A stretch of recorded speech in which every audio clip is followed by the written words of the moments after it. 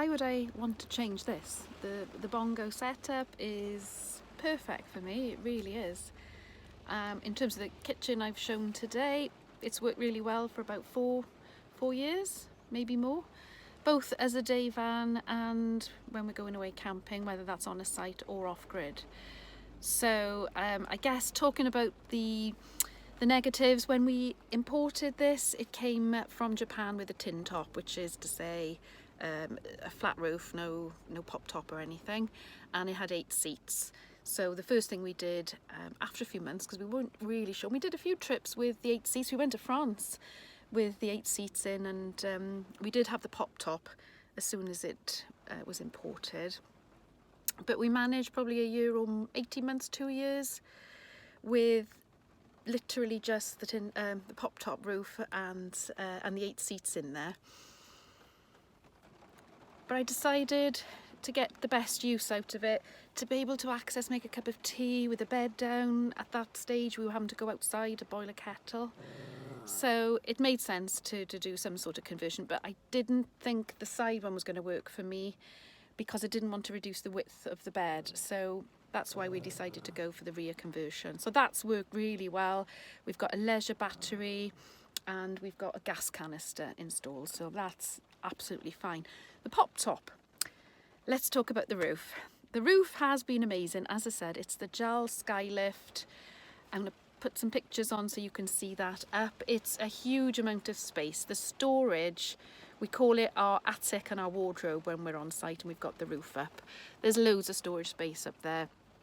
And in the day, when you're sighted, you put the roof up and you can put your clothes up there, bedding, food, you know, all sorts of stuff. And it's great.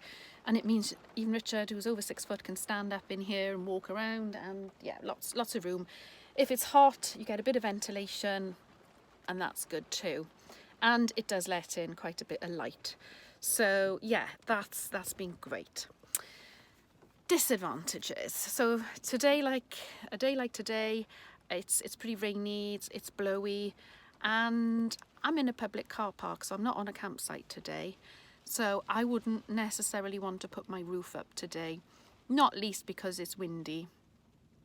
And with these lifts, you just wouldn't put them up in windy weather, you damage them probably. When it's wet, there's no reason they're watertight, so you could put it up, but it's just when you put it away again then, I worry about getting damp and mildew on it, and you've got to dry it, so that's a bit of a hassle. In the early days, I found putting the roof up myself really difficult. Richard's made some adjustments, and it is a lot easier to put down myself. But it's one of those jobs when you turn up at a site I dread doing. I hate the roof going up. Actually isn't so bad, but when you're packing up, it's one of those jobs that I think, oh, is it going to go okay, or am I going to have any difficulties getting the roof down? So it's just one of those little niggly things. More often than not, I've done it without any problem.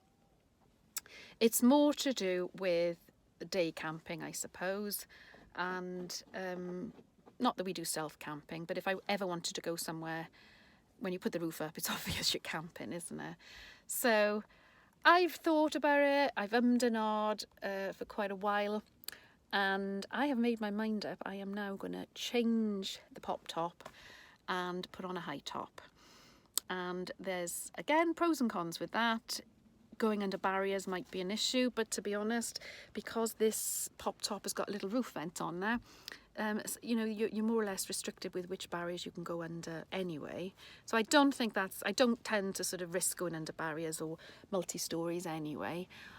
It's more days like today, I would like to be able to stand up and move around in here, and I can't put the roof up. It's a hassle when it's pouring down as well. So I think the high top is going to give me the headroom. You can just jump in the van and go, and I think I'm going to get a huge advantage from that. So I'm looking forward to getting that done. The other thing, the one flaw in this design in my mind is it's this bit here. It's like a headlining. So the roof is obviously down at the moment. You've got these boards, that's the other thing. You do get another double bed up there when you've got the pop top up, and I have slept up there a few times myself. But this thing, I don't know why it comes down so far. So when it's in bed mode, and you can sit on the front seats here. They've got little sort of dicky seats down there. So you can sort of stretch out and sit on that seat with your back on there. But this gets in the way. Like, bang your head on it, and I'm not tall. So with the high top going on, I'm gonna have more clearance here. The other thing I'm having doing, as I thought, well, if I'm gonna do the pop top, the high top, I might as well do all the other things that I've been thinking about. And one of these is the passenger seat. I'm gonna have that, loads of people have done it with their bongos, a little swivel put on it. So when we're parked up, that can turn around and create more space. So I know what you're thinking.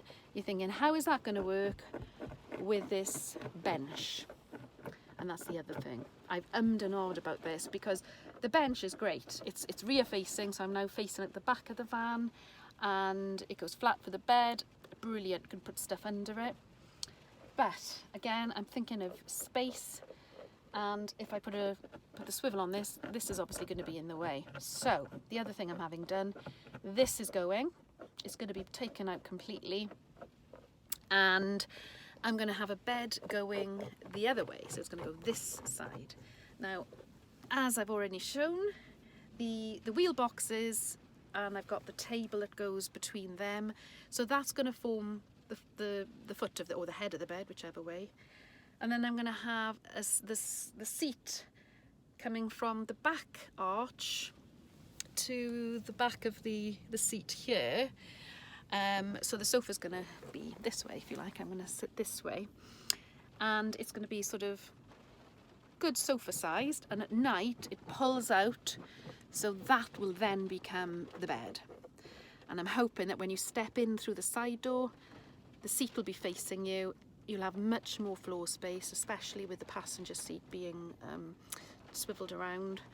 And like day van, it's going to be just brilliant. I can come, park up, walk around, straight round the back, stand up, nothing to fiddle around with, putting the roof up, taking it down.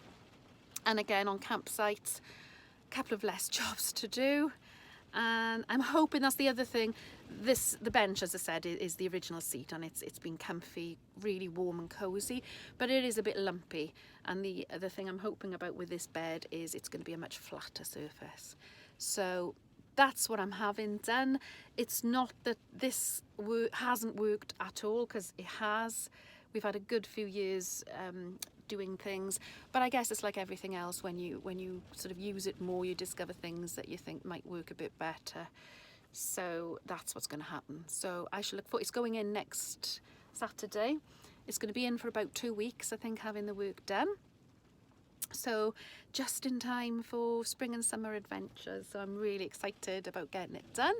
And obviously once it's done, I shall be posting another video with the new bongo, the new Jean.